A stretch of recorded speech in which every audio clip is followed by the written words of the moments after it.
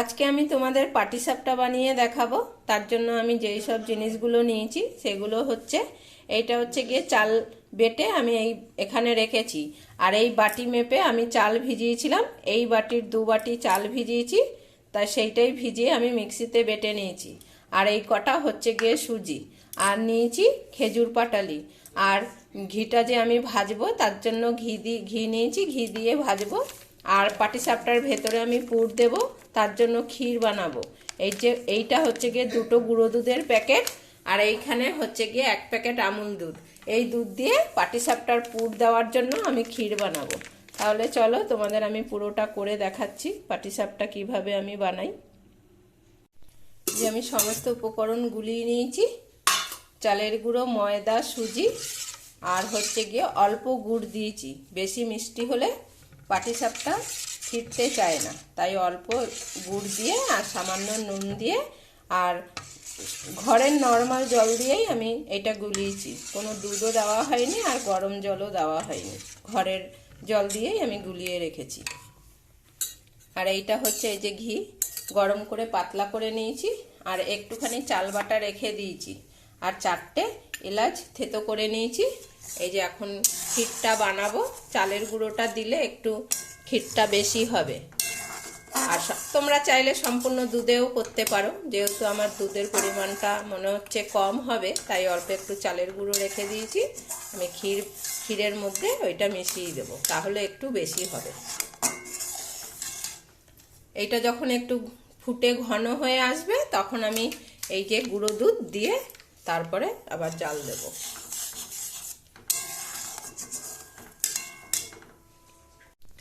দুধটা অনেকটাই ঘন হয়ে এসছে, এবার আমি গুঁড়ো দুধটা দিয়ে দেবো।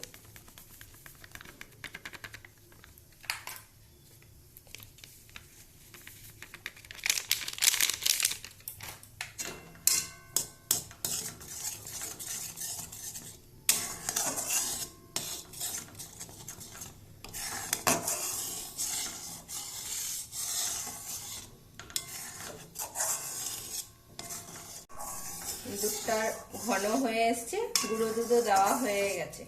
এবার এইটা ফুটে উঠেছে। এখন আমি গ্যাসটা কমিয়ে এই যে চাল বাটাটা দিয়ে দেব। সঙ্গে সঙ্গে নাড়িয়ে দিতে হবে, না হলে চাল বাটা জমে যেতে পারে।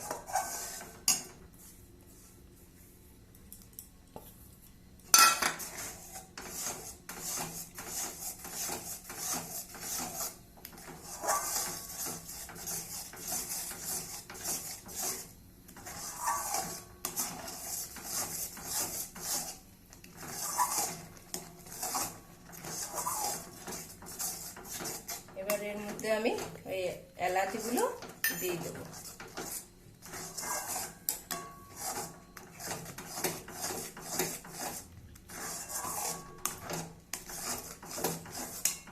এবার গুড় দিয়ে দেবো।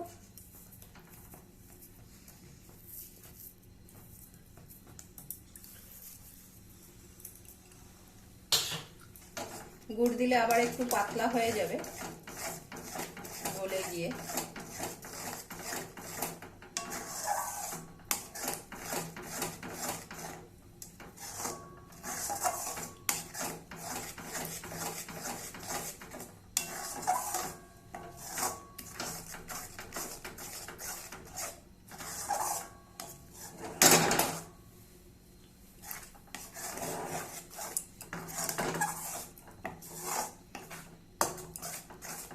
এবার এইটা একটু আমি শুকনো শুকনো হওয়ার আগে উঠিয়ে নেব, না হলে এটা যখন ঠান্ডা হবে তাহলে তখন অনেকটাই শক্ত হয়ে যাবে, তখন পুর দিতে অসুবিধা হবে।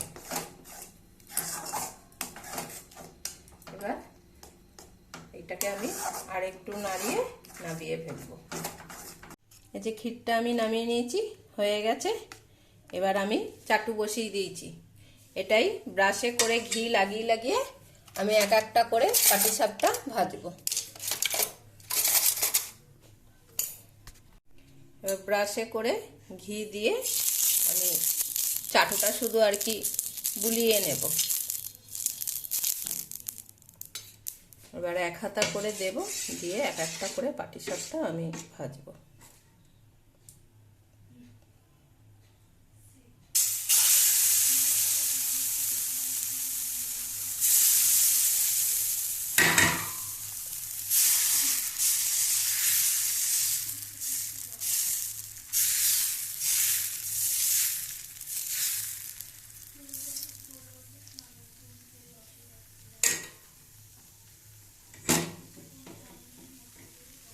এবার এটা যখন হয়ে যাবে তখন এর মধ্যে পুর দিয়ে আমি ঘুরিয়ে দেব।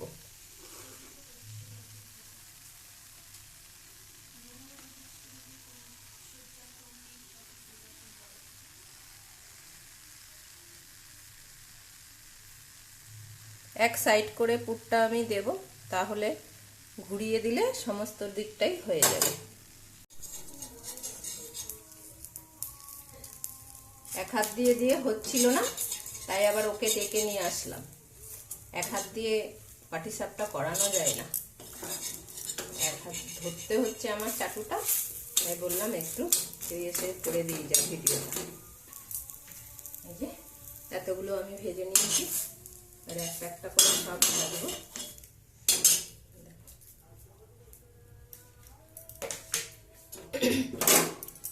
প্রথম পাটিসাপটাটা একটু তুলতে অসুবিধা হবে, তারপরে আস্তে আস্তে সব কটা পাটিসাপটাই ভালো মতন উঠে যাবে।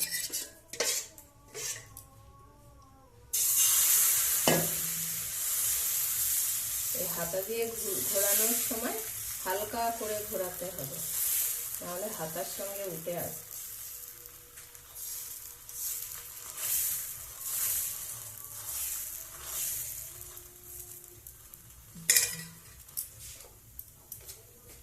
আর গ্যাসের আগুনটা একদম লো করা। আর এইটা পুরটা এক জায়গায় দিচ্ছি এই কারণেই, এটা গরমে গলে গিয়ে দু সাইডে চলে যাবে, দু সাইডেই চলে যাবে।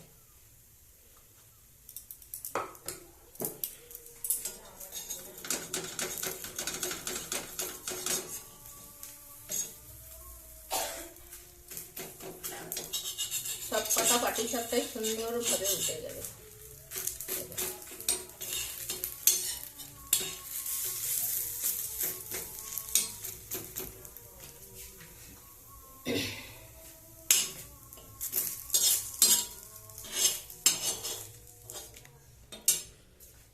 এবার সব কটা আমি ভেজে নেব, তাহলেই হয়ে যাবে। এই যে দুটো দুটো করে দিয়ে দিলাম ওদের, এখনো আবার বাকি আছে ভাজা। এই যে দেখো এখনো রয়েছে, এখনো ভাজবো। ও বাঁচতে বাঁচতেই নিয়ে নিয়েছে। নাও খেয়ে বলো কেমন হয়েছে। পম্বুতুকে এইটা দেবো না খেতে, পুরো ক্ষীরে। ওদের জন্য আলাদা রুটি বানাবো, তখন আবার ওদের দেবো। কেমন হয়েছে?